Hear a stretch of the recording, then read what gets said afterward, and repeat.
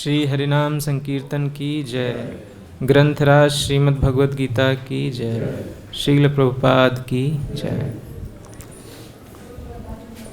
Hare Krishna.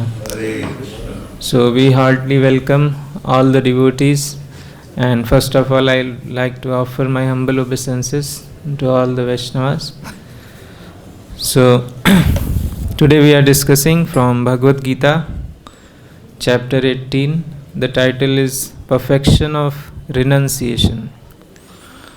Text number 23 to 26, 23 to 25 we'll discuss. So text number 23 will recite.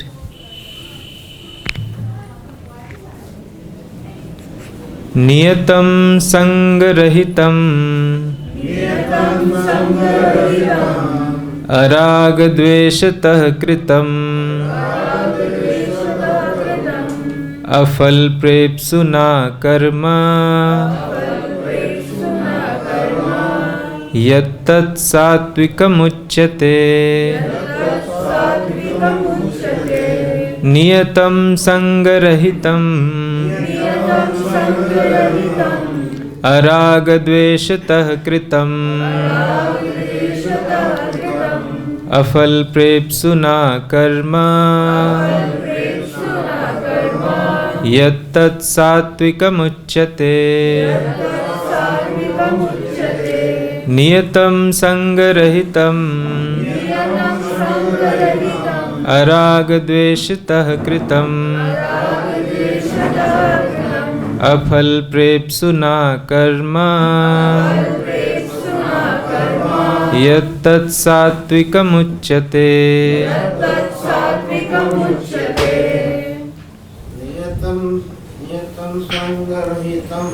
नियतं संगरहितं रागद्वेषतः कृतं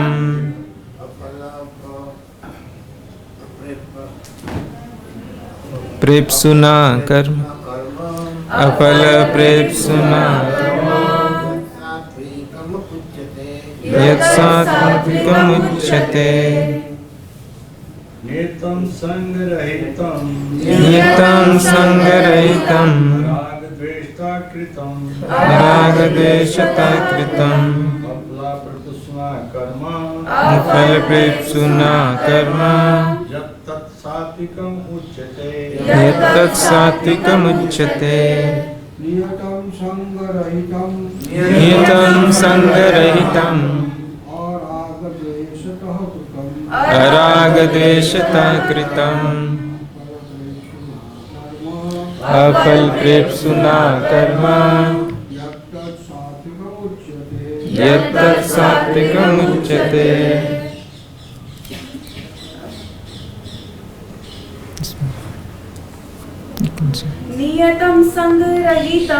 नियतं संगरहितं अरागद्वेषतः कृतं अफलप्रेप्सुना कर्म यत्तत् सात्विकमुच्यते. नियतं संगरहितं अरागद्वेषतः कृतं अफलप्रेप्सुना कर्म यत्तत् सात्विकमुच्यते. Word for word meaning. नियतं regulated, संगरहितं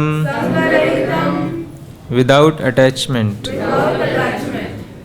अरागद्वेषतः without love or hatred,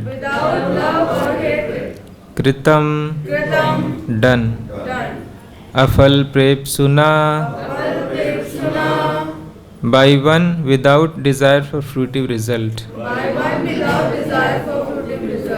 karma action, yat which, tat that, satvikam in the mode of goodness, uchyate is called, Translation and purport by Srila Prabhupada. Srila Prabhupada ki jai. That action which is regulated and which is performed without attachment, without love or hatred, and without desire for fruitive results, is said to be in the mode of goodness. So please repeat the translation. That action which is regulated and which is performed without attachment, without love or hatred, and without desire for fruitive results, is said to be in the mode of goodness. Purport by Srila Prabhupada. Regulated occupational duties as prescribed in the scriptures in terms of the different orders and divisions of society, performed without attachment or proprietary rights, and therefore without any love or hatred, and performed in Krishna consciousness for the satisfaction of the Supreme, without self-satisfaction or self-gratification, are called actions in the mode of goodness. So, the current series is going on where Lord Krishna, he is describing the various things in this material world, various activities, various categories of persons in terms of the three modes of material nature. Now, these three modes of material nature, they, in one sense, you can say, they are covering the whole material atmosphere. They are constituting everything. They are everywhere. By the three modes of material nature, only this material nature is made into action. The three modes. Lord Krishna says in Bhagavad Gita, that verse is there, Gune Prakriti Sarvasha. Prakriti Gune Karmani. That verse is there, where Lord Krishna says that everything is controlled by the three modes of material nature. Out of false ego, only one thinks that he is the controller. Kartaham ahankar vimud atma kartaham iti manyate. So everything is controlled by the three modes of material nature. The food is in three modes of material nature. For example, the food in the mode of, what are the three modes of material nature? We call it in Hindi or Sanskrit Rajogun, Tamogun and Satogun. So these three modes are covering everything. For example, the foods, the juicy foods like fruits, milk, they are in the mode of goodness. The food which is very much spicy, salty, that is in the mode of passion.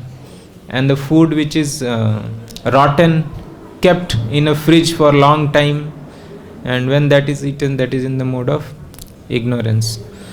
So this food, similarly Lord Krishna goes very subtle. Lord says that the knowledge is in the three modes of material nature. The knowledge which inspires one to kill others, that is in the mode of ignorance. The knowledge which inspires one to build things or to acquire things in this world. For example, the current knowledge which is given in the today's society, that mainly inspires one to how to exploit the resources of nature and how to acquire more and more. So that is more or less tainted by mode of passion and ignorance. And the knowledge which inspires us to go beyond the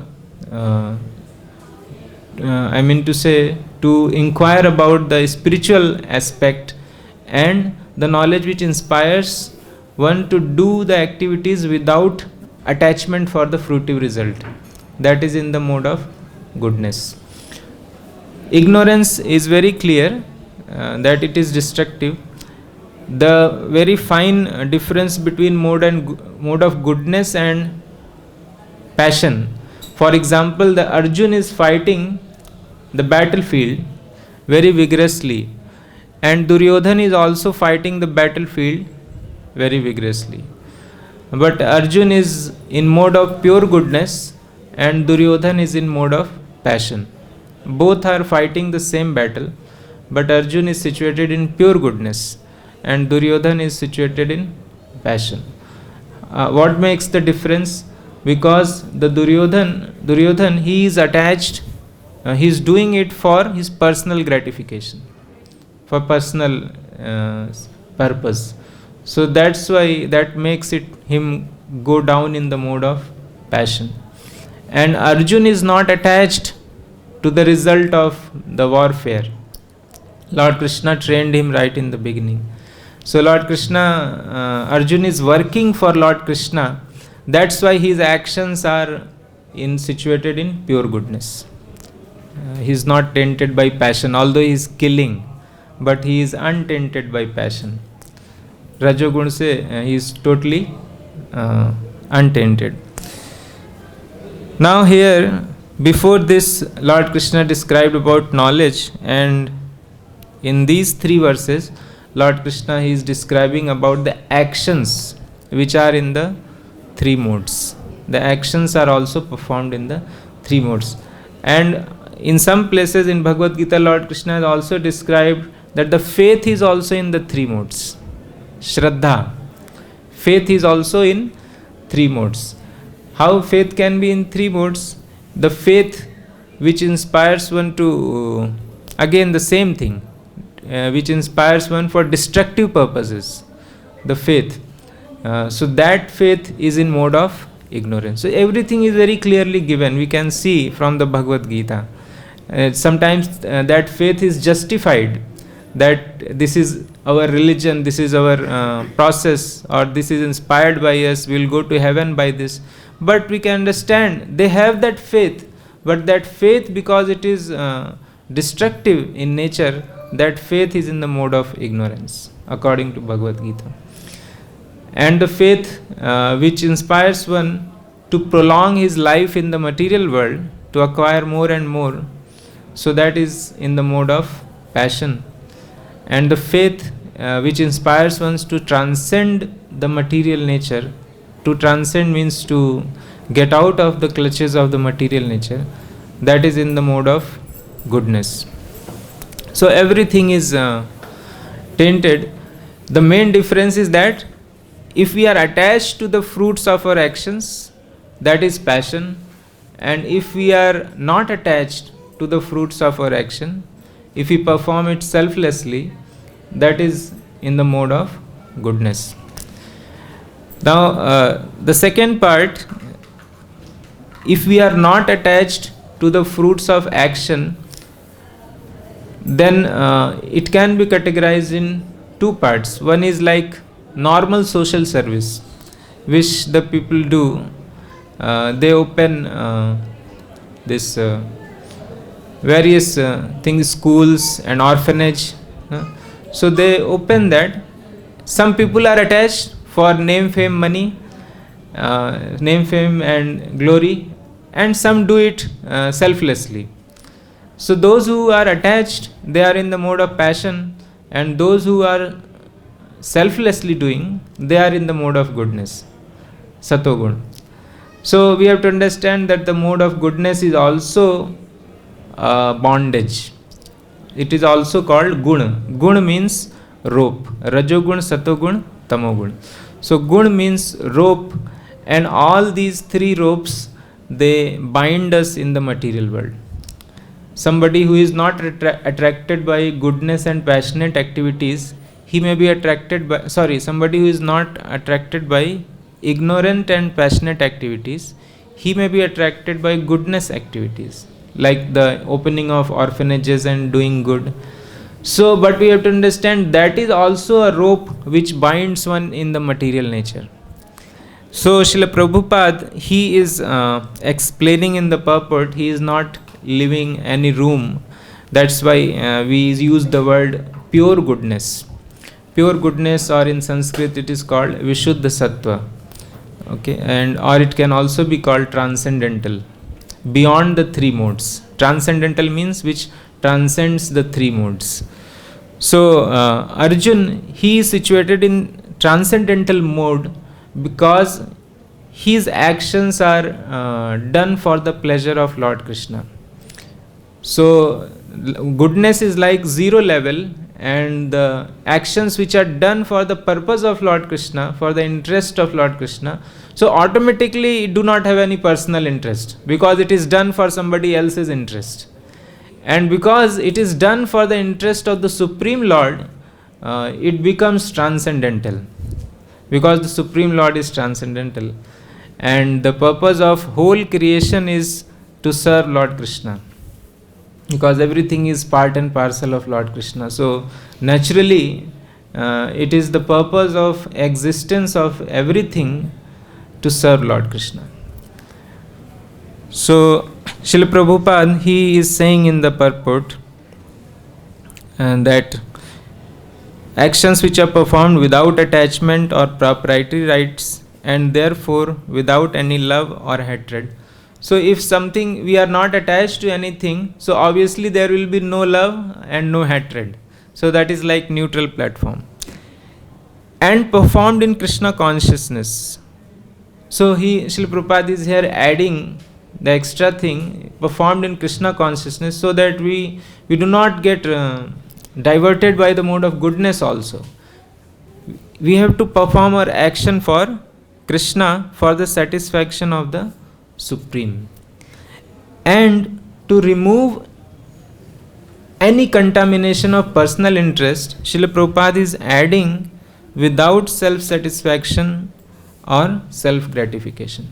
Like one place it is said that you do it for the pleasure of Krishna, but many times it happens we do it for the pleasure of Krishna as well as for our personal satisfaction also. Both things are included. But the standard of the pure devotional service is that we do it only for the pleasure of Krishna. No personal satisfaction that should be there. I remember in the beginning I used to dance in Kirtan.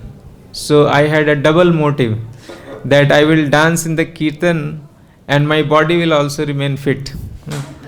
So that's a good motive to begin with, but it's not a pure motive, because it has a personal interest also.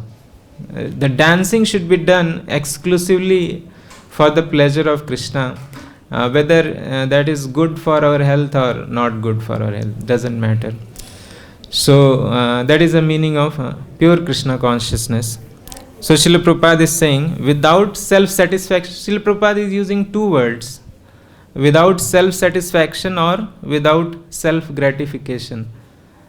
So I was a little puzzled. Anyone of you would like to throw some light on this? The two words are used, without self-satisfaction and or self-gratification. If you have some thing to say on this. Hare Krishna. Hare Krishna. So whatever you are doing with self-satisfaction or satisfaction, that is with your mind, or you're listening to your super soul.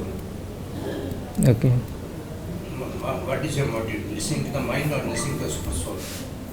Okay. Yes. Yes. So Srila Prabhupada is using the two words satisfaction and gratification. So satisfaction is like a lower level of sense gratification, means for personal satisfaction, and gratification is one step ahead, that we want to gratify the senses. Satisfaction is just for you are satisfied, that's all, and gratification is a one step higher, that you want to gratify or enjoy the senses. Enjoyment and satisfaction, do you understand the difference? Enjoyment and satisfaction.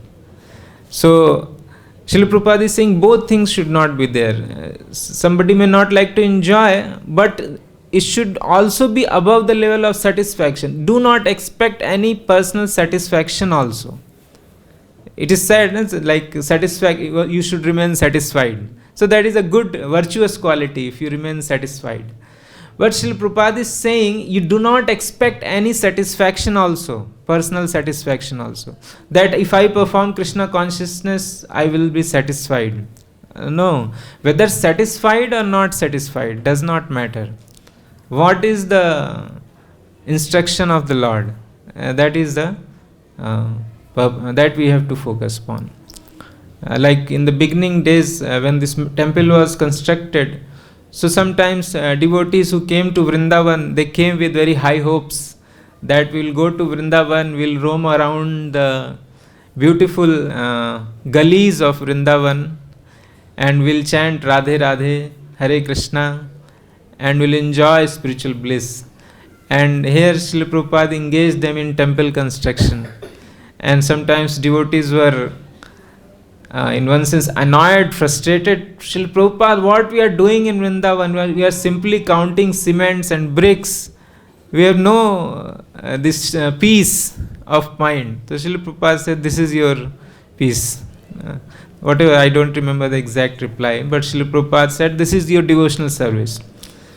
So, yes.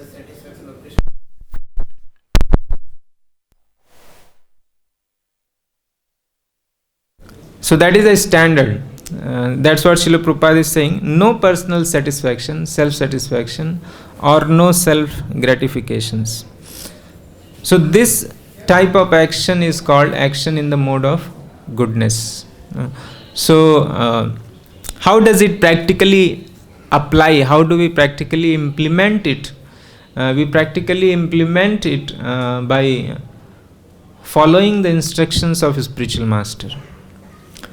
Because the instructions of a spiritual master, sometimes they are palatable and sometimes they are not very palatable. So we have to follow both. How we can follow? That's why Lord Krishna has given us good intelligence. So we can use our intelligence that this is what is the standard of pure devotional service. Therefore I should follow the instructions, whether they are conducive to me, conducive in the sense whether I like it or I don't like it. So we have to follow the instructions. For example, Srila Prabhupada says that you should read my books. So we should read the books of Prabhupada not for acquiring knowledge. Knowledge is not the concern, because we want to read the books of Srila Prabhupada because that's the order of Srila Prabhupada. That is the desire of Srila Prabhupada. Srila Prabhupada, he has written these books with great labor. He got up in the night time, 12 o'clock, 1 o'clock, and Srila Prabhupada has dictated these books, not just to keep it in the shelves. Otherwise, why such hard labor is done? So we have to reciprocate to the hard labor of Srila Prabhupada. That is called dadati pratigrahanati.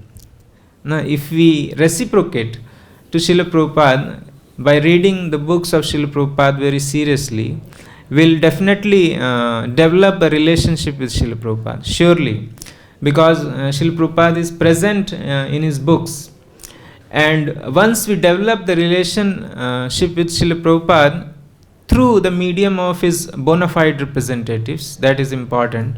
I am not saying that we have to develop a direct relationship. Through the medium of bona fide representatives of Srila Prabhupada. So, when that relationship is developed, that relationship or that desire, willingness to follow the will of the Guru Parampara, it will raise us from the standard of personal satisfaction to the standard of pure devotional service. That commitment to Guru Parampara. There is no other sure short way.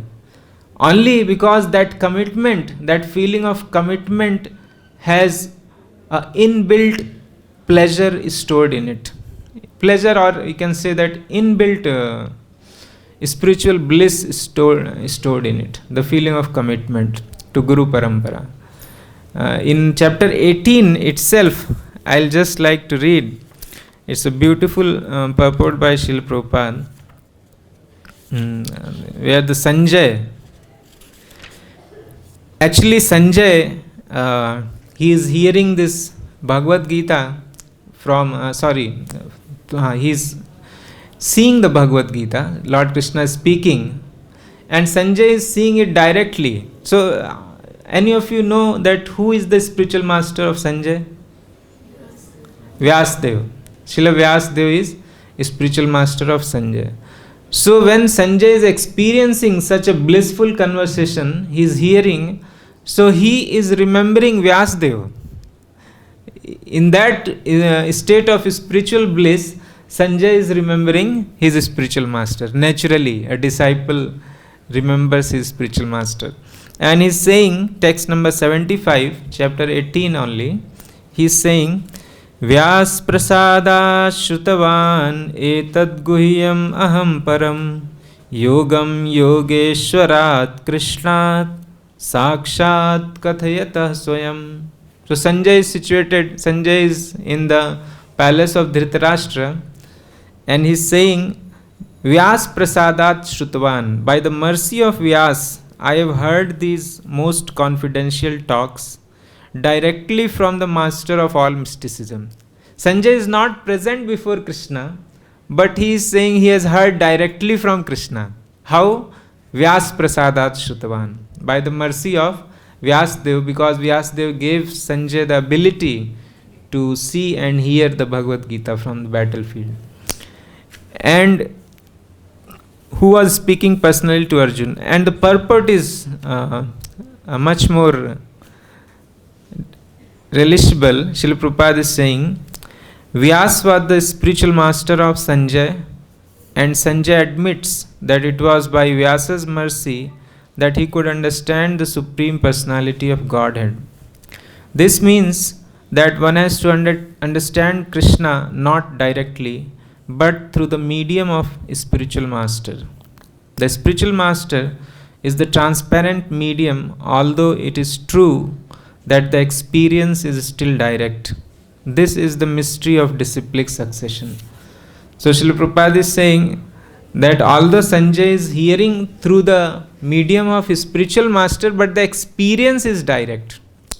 We may hear from the spiritual master, but the experience will be direct depending on our sincerity and commitment. The experience will be as if you are directly hearing from Krishna, like Sanjay. He is experiencing. So that Prabhupada is saying this is the mystery of disciplic succession. Mystery. This is a mystery. People ordinary you cannot understand. People think that if I am serving spiritual master, how I can access Krishna? But Prabhupada is saying this is the mystery. You serve the spiritual master, we hear from him, the experience will be direct as if we are directly hearing from Krishna. In fact, that is the only way to hear directly from Krishna. Lord Krishna says that one who says that I am his devotee, Lord Krishna's devotee, he is not my devotee. But one who says that I am devotee of Krishna, he is my real devotee.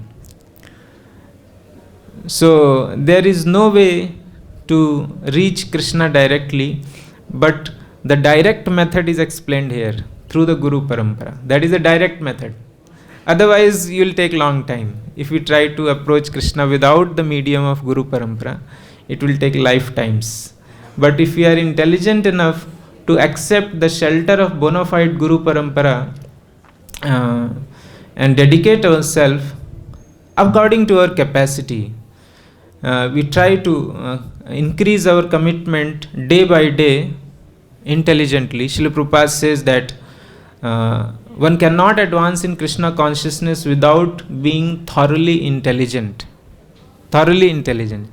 It means that you have to be very intelligent, that who is proper bona fide, who is representing the Guru Parampara properly, and how much you have to follow.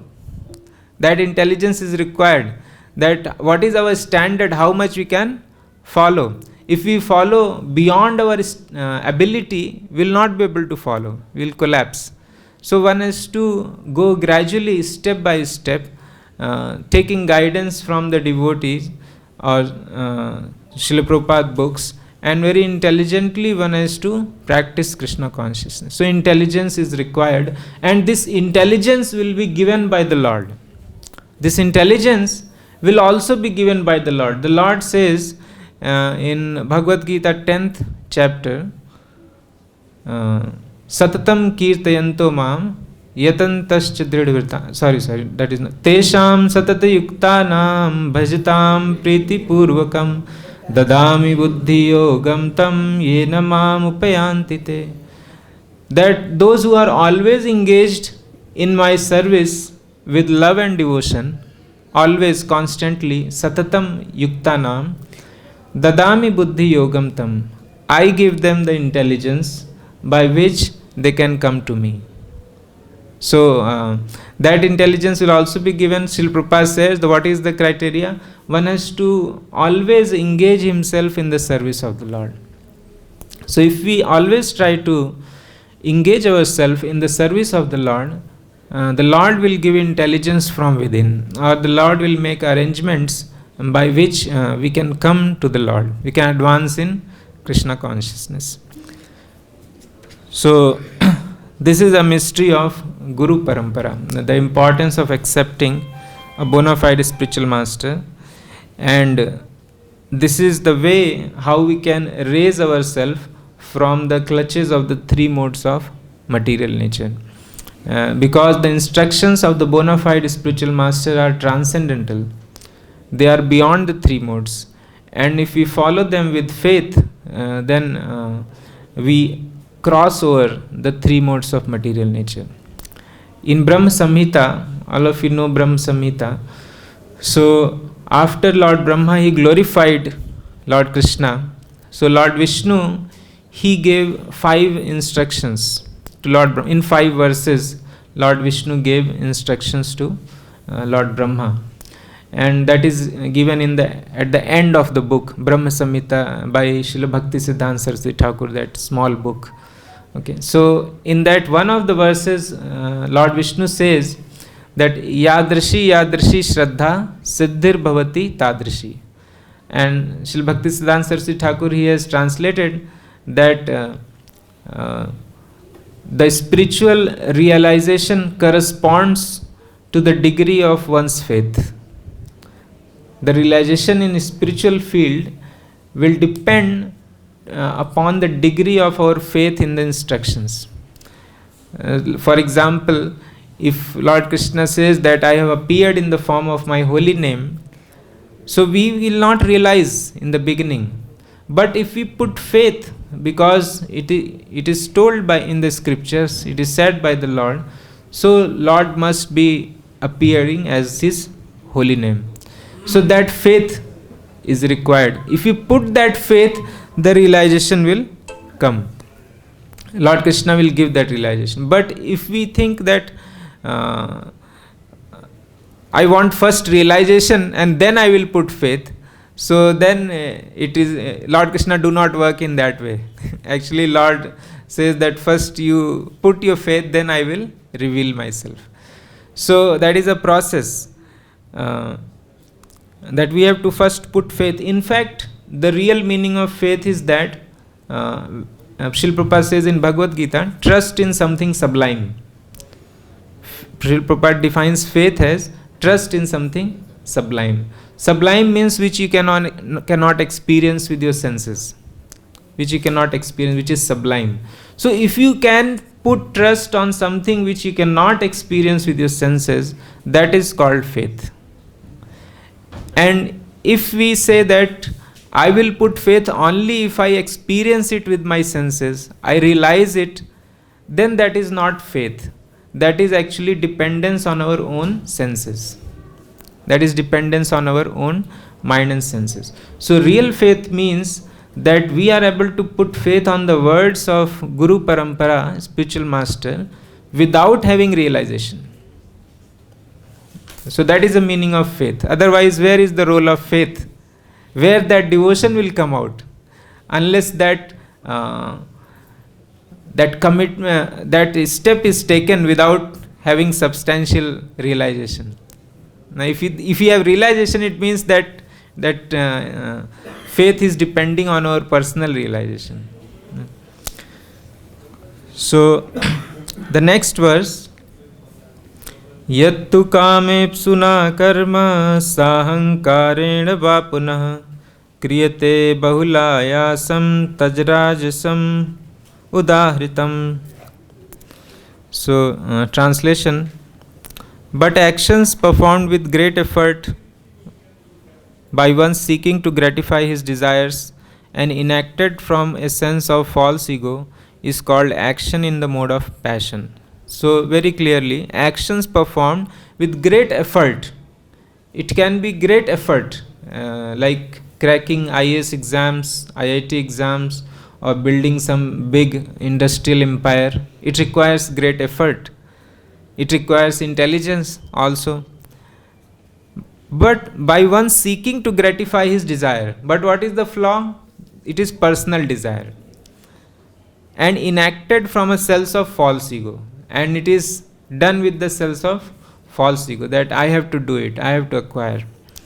That is called action in mode of passion, Rajasam. And the next verse, text number 25.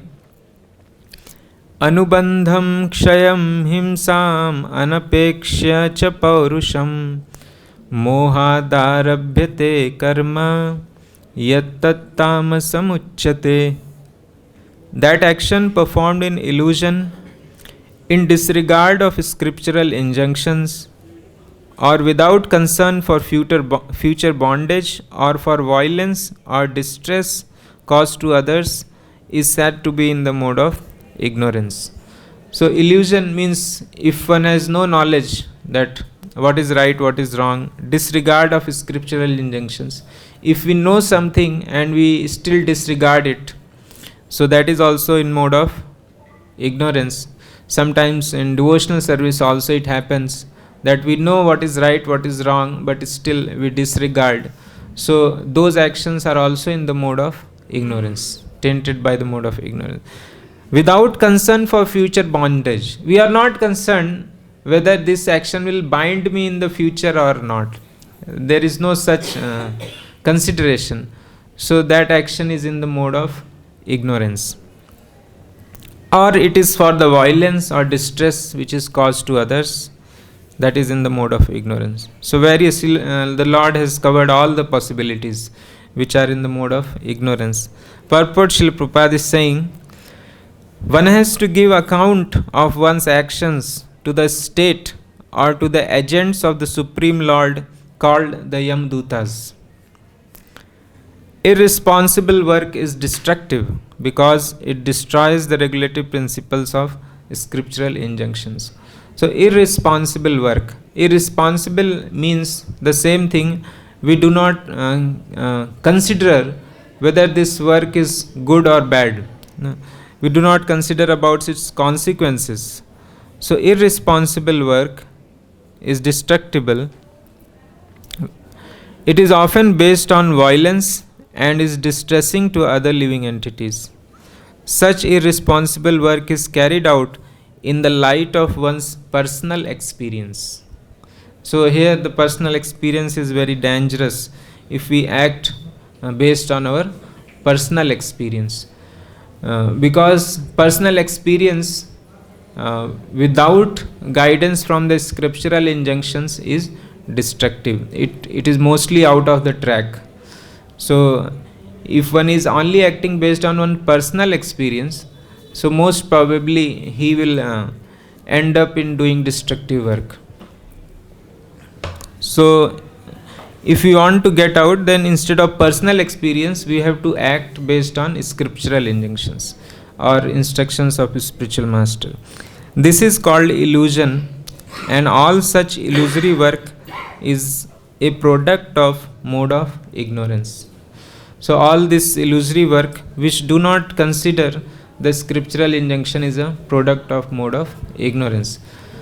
And from this purport I remembered the famous pastime where one has to give one's account to the Yamdutas. And Ajamil, all of you know. So Ajamil, he was actually born in a Brahman family, and he was well trained by his father, well trained. And one day he was going through the forest to collect some woods for fire sacrifice, and he saw that a low class man and a low class woman, they are embracing each other.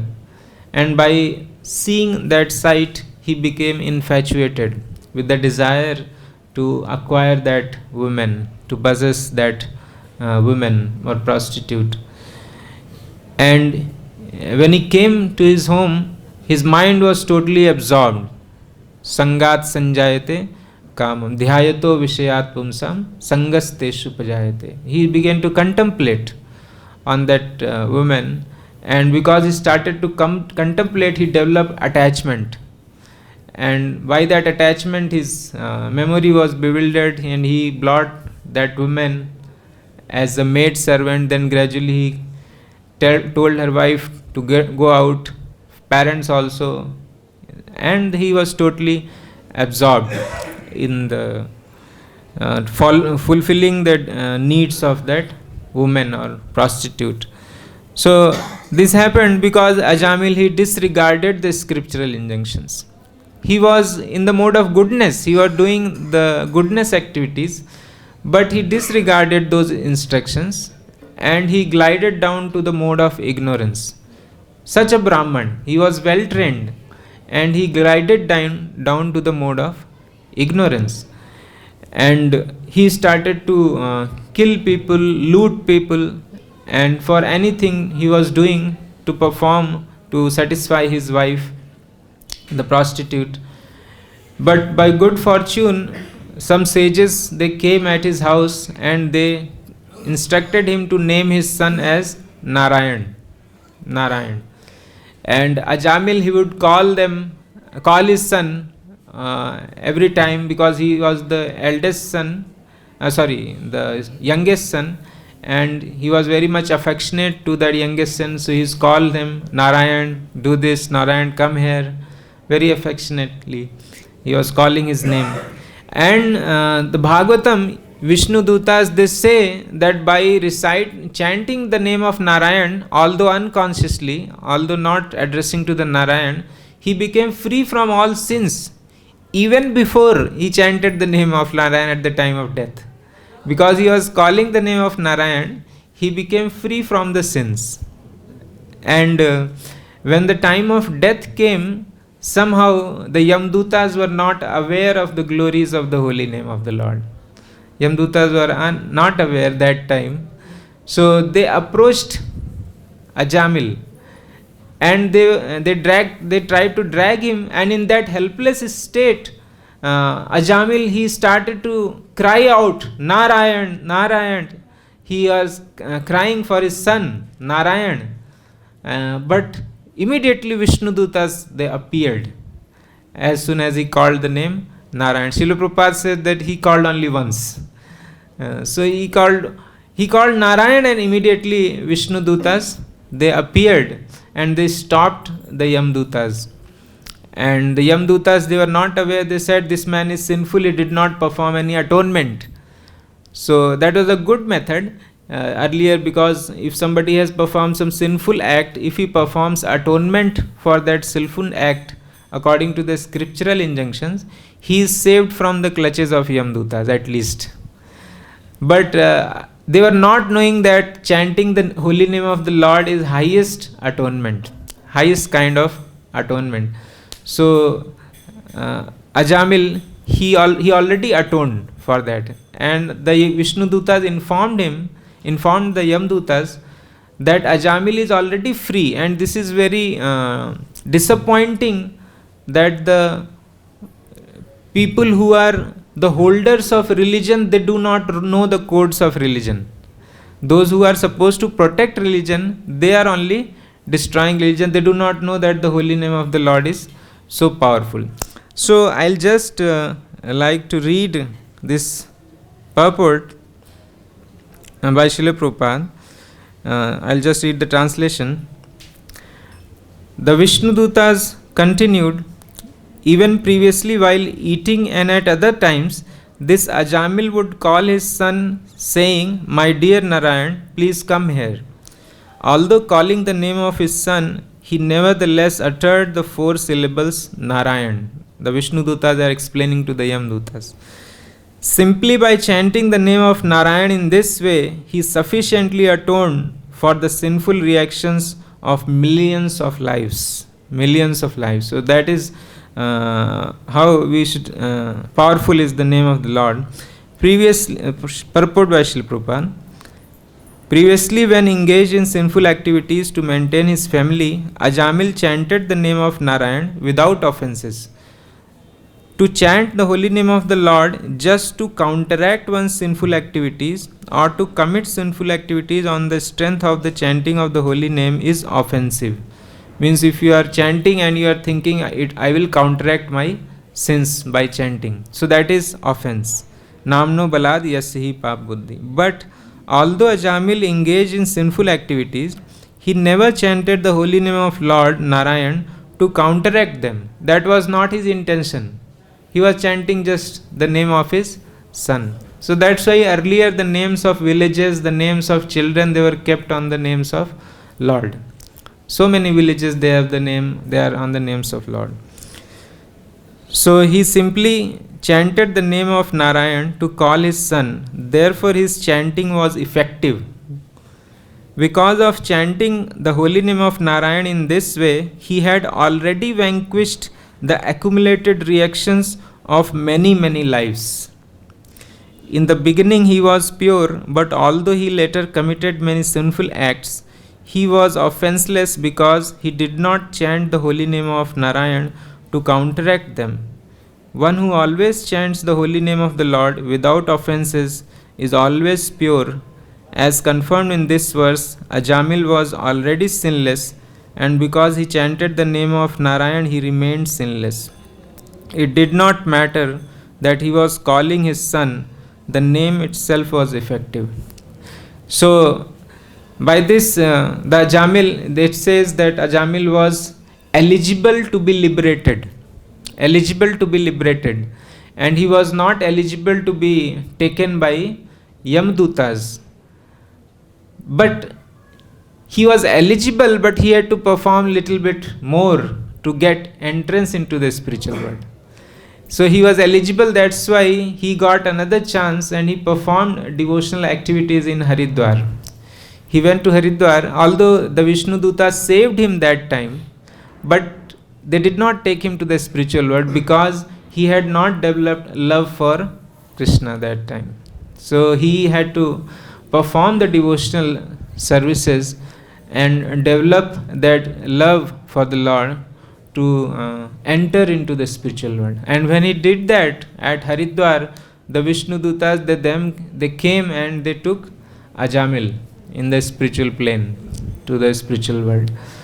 So certainly if we chant the name of Lord Narayan, Lord Krishna, in any way we become free from all the sinful activities, but that is not our goal. Our goal is to achieve the Golok Vrindavan, where we can serve the Lord with love and devotion. So for that we have to develop, chant the name of the Lord with attention and faith. I saw one movie about Sant Tukaram where he says one teaching. He says that the name of the Lord, it destroys all doubt and establishes one's faith on Krishna. Chitta Shuddha hoite. I mean, the heart becomes clean and Shraddha Atal hoite. And the Shraddha becomes unflinching on the holy name of the Lord by chanting the Hare Krishna Maha Mantra attentively. Hare Krishna, Krishna Krishna, Hare Hare, Hare Ram, Ram Ram, Hare. So thank you all of you very much. If there are any comments or questions, we can take.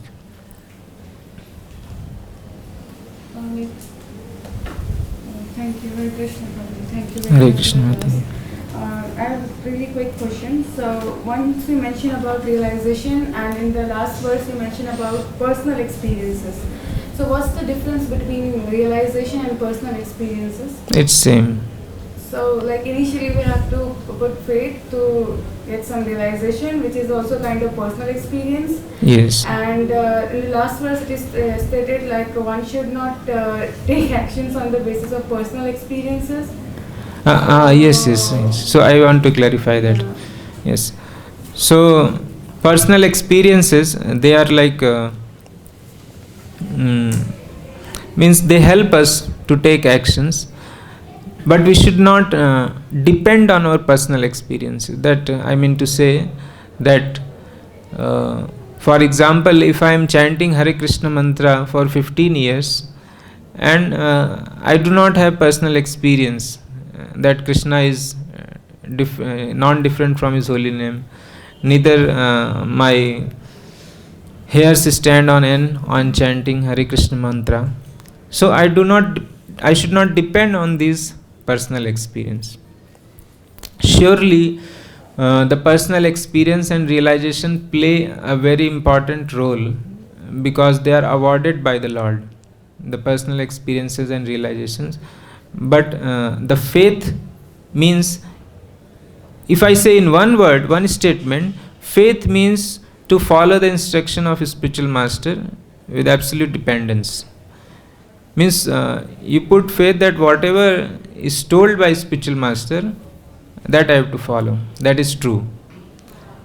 So we are not bringing personal experience in that definition. Personal experience you may have, and that we may use to follow the instructions intelligently.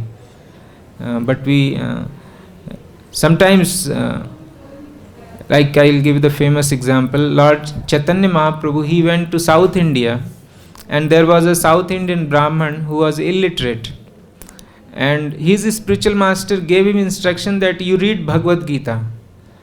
Now if somebody is illiterate, how he will read Bhagavad Gita? He can question his spiritual master. He cannot read Bhagavad Gita. So in the ordinary state, the person may question, Guru Maharaj, you have asked me to read, but I am not literate. How can I read? But that Brahman, he said that my Guru Maharaj, he ordered me, so I will read. I will take the book and I will try to read. So that is called not dependence on the personal experience. He had no experience of reading, but he was following the order of the spiritual master as it is. He tried to follow. You understand? Yeah. So by that he got the realization. Lord Chaitanya Mahaprabhu asked him, why are you crying tears? If you are not able to read, then why are you crying tears? So he said that when I take this book Bhagavad Gita, the picture comes before my mind that Lord Shri Krishna is the Supreme Personality of Godhead. He is taking the role of a chariot driver, sitting at the feet of his devotee, and seeing when the scene is coming before my mind, it is making me to cry. I am overwhelmed by such mercy of the Lord. So then Chaitanya Mahaprabhu said, embraced him, and he said, by embracing him, Chaitanya Mahaprabhu gave him love of Krishna. By embracing him, Krishna himself embraced him by seeing his faith on the spiritual master, and he said that you have actually understood Bhagavad Gita. All these Brahmins could not understand even though reading, but you have understood. So that is called faith. Is that okay? Hare Krishna.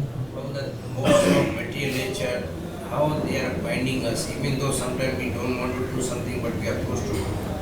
So how they are forcing us to do the things. Yes, it is. We cannot understand. They are very, very intricate and very, very subtle.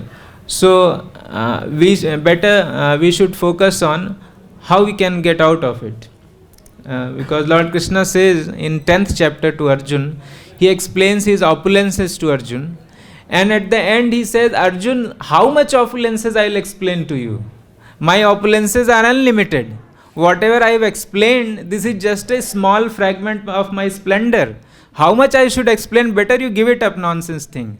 What you do, you follow my instruction. There is no end to my opulences. Similarly, the working of material nature is very intricate. In one place it is said, Guhyam, the Radha Govind Maharaj says, Guhyam Karmana Gati Guhyam, something like that. Guhyam Karmana Gati. That the working of the laws of nature or actions and reactions is very, very intricate. We cannot understand, and neither it is required to understand. We have to focus on how can we get out of this entanglement, and that is very simple. That is very simple.